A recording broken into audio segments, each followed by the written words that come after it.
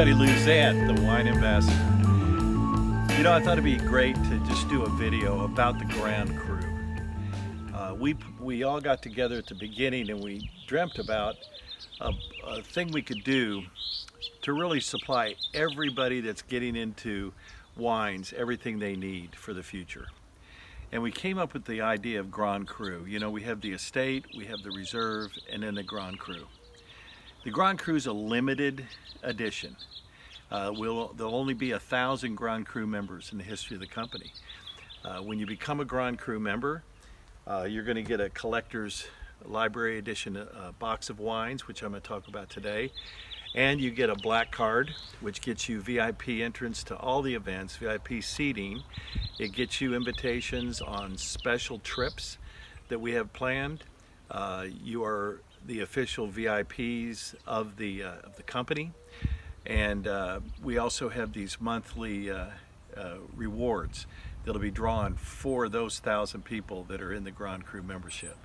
So it's an exciting position, and when you see what all you get, I think you'll know why we're excited about the Grand Cru.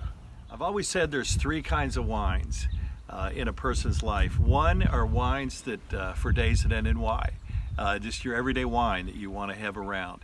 Second is a great bottle for when a friend comes over and you go, hey man, it's great to see you, let's drink this. And then the third are some moments are epic. Let's break out one of these bottles.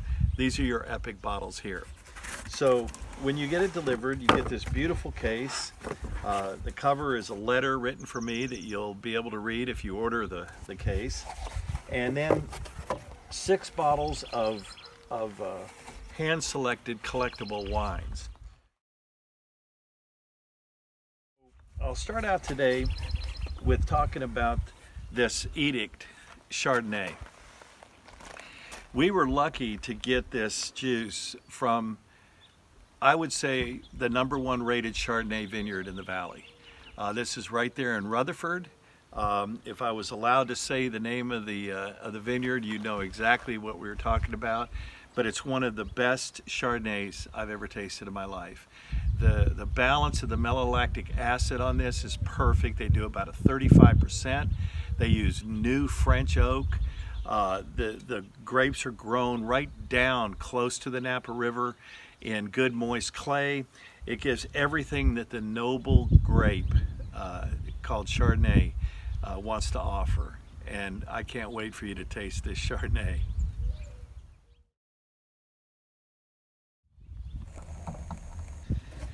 Wow, this is called a creme de la creme.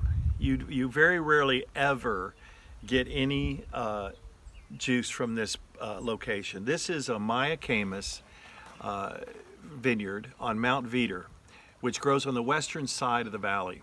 So it gets this beautiful sun on it, and quite frankly, it's so difficult to get your hands on this juice. It's so tedious to make this Cabernet come out like it does. But people want to describe the best Cabernet Sauvignons in the world. They go to Napa Valley, and we have 2 of the best Cabernet Sauvignons there are in the world.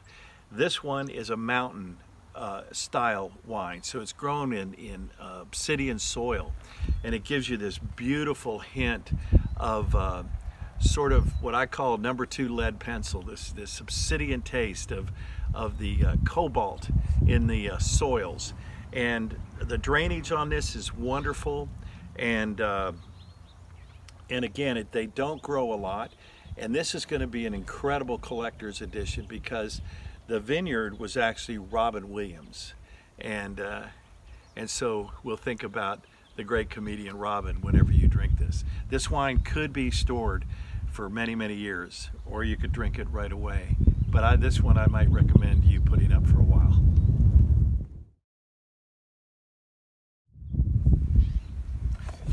The next, my buddy. My favorite winery in all of the wine country is Madrigal, and I begged and pleaded with Chris for any one of his wines. I love them, and luckily we were able to get this particular one. This is Nuestra Sangre. This is a Bordeaux blend, a true Bordeaux blend. This is a blend of Cabernet Sauvignon, Cabernet Franc, and Merlot. But what's really cool is where these vines are located. Chris's dad, Jesse, was the first worker in the wine country, first migrant worker in the wine country. He planted vineyards like Duckhorn. He and Chris dynamited the top of Stagecoach, Atlas Peak, and used the rocks to build the actual winery that he uses, which is the #2 rated vineyard in America. They planted Larksmead, one of the original 8 families. So the vines of Larksmead run just like this. To get a bottle of Larksmead Cab, you're looking at a starting price of about $350 a bottle, as high as $1,000 a bottle. The very next row of vines planted by the same guys, the same grape, the same clone, is Madrigal. So this wine could be drank now. It could be blended with any food that you're going to do, or just sit on the porch or around the fire and have an incredible bottle of wine.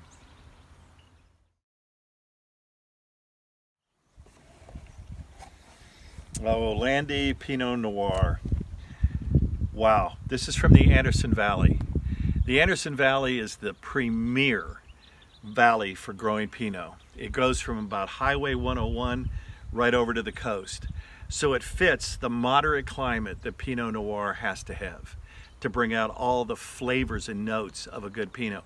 And when you have the most expensive varietal in the world, last year it was a Pinot Noir, it's because when those boxes are checked on every one of the notes, you have arguably one of the best wines in the world. This is one of those wines.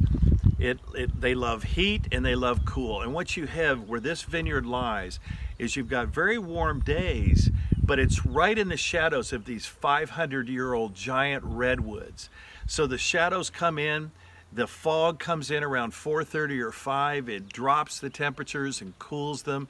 The next morning it burns off around 10 o'clock. It bakes in the day, that shadows from those giant redwoods, and it just turns out to be a fabulous wine. So you're gonna love this one. This is the best Pinot Noir in America right here, maybe the world.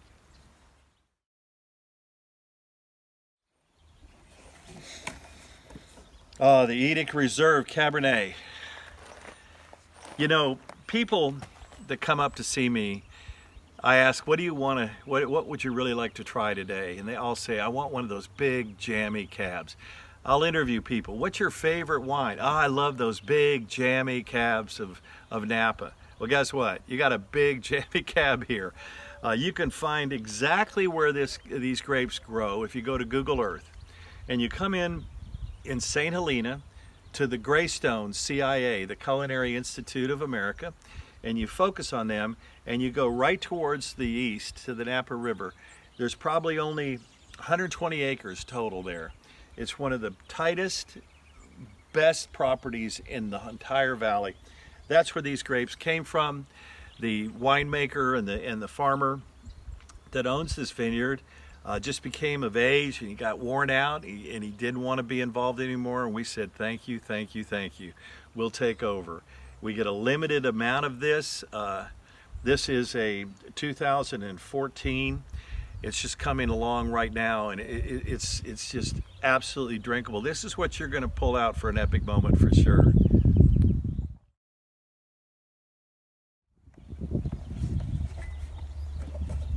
Eddie Merlot.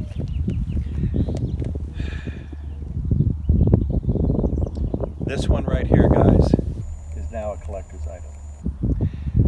First of all, this vineyard lies right behind Stag's Leap. Stag's Leap is famous for winning the Judgment of Paris in 1976. It was declared the best Cabernet Sauvignon in the world during the judgment. The vineyard rolls right up in the back of it, and it has been tapped, it was tapped, as the best Merlot in the country. This is a 2014. In 2015, they pulled the vines.